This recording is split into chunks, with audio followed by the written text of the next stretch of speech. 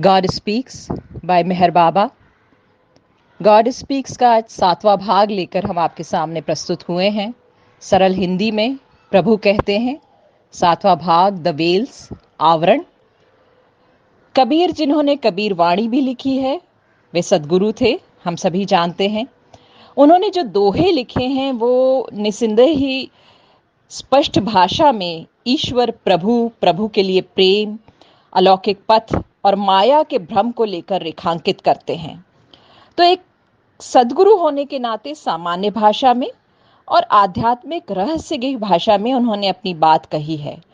तो पार्ट 7 जो है वो कबीर की महिमा से शुरू हुआ है और एक आम आदमी जो है और जो एक सचमुच गहराई में जाकर रहस्यवाद को समझता है, आध्यात्म को समझता है, सभी के लिए बेझिझक होकर बहुत ही गहराई के साथ कबीर ने लिखा है। और जो हम सभी जानते हैं कि वे कहते हैं कि घूंघट के पट खोल, तुझे राम मिलेंगे।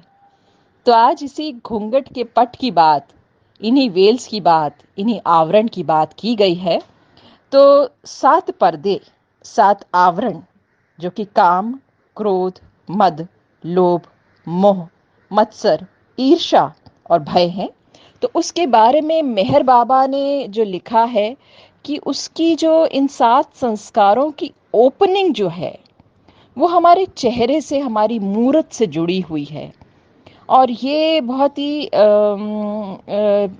आध्यात्म का एक बहुत ही चरम पहलू है, जहाँ वे समझा रहे हैं कि 7 आवरण जो है वो किस तरह से हमारी मूरत से और हमारी जो शरीर है मनुष्य का, उससे कैसे, पहला जो है वो मुख है, दूसरा है दाईं नासिका छिद्र, तीसरा है बाईं नासिका छिद्र, चौथा है दायां कान, पांचवा है बायां कान, छठवां है दाईं आंख और सातवां है बाईं आंख। तो अब ये जो है कि किस तरह से ये 7 पर्दे जो हैं हमारे मुख से, तो हम समझ सकते हैं कि बोलने से और हमारे जो हम जीवा का स्वाद लेते हैं उससे हमारे बहुत से पर्दे हम पर चढ़ जाते हैं। लेकिन कैसे अलग अलग भागों को उन्होंने अलग अलग ढंग से बताया है कि कैसे ये जो आपके जो मुख्य भाग हैं वो आपके जो है आपके जीवन में अलग अलग आवरण चढ़ा देते हैं। तो यथार्थ, वास्तविकता, सच्चाई ये है कि आत्मा ही दरअसल परमात्मा है, ईश्वर है जिसका कोई आदि और अंत नहीं है।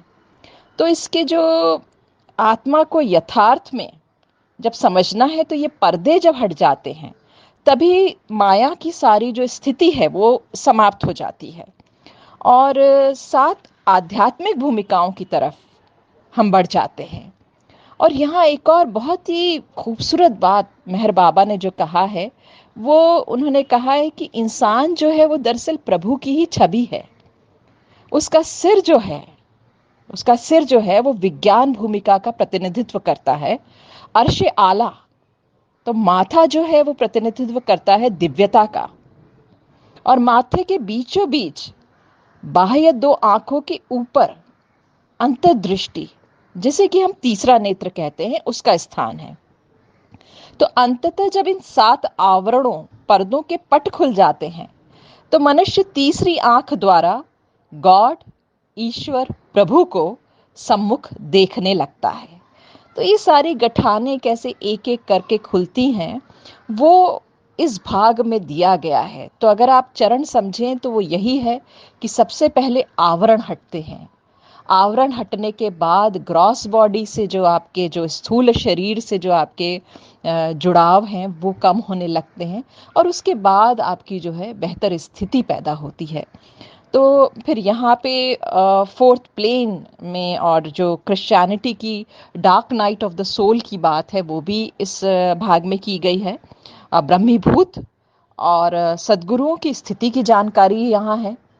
और अंत में ये कहते हैं कि जहाँ प्रकाश हो, लेश मात्र भी अंधकार न हो, जहाँ आत्मज्ञान हो, अज्ञानता अनुपस्थित हो, जहाँ 7 आवरण की दूरी मिट गई हो, तो सद्गुरु जो सूर्य के समान हैं, एक क्षण में ही, पलक झपकते ही साक्षात्कार करवा सकते हैं जिसे भी, जब भी वो चाहें।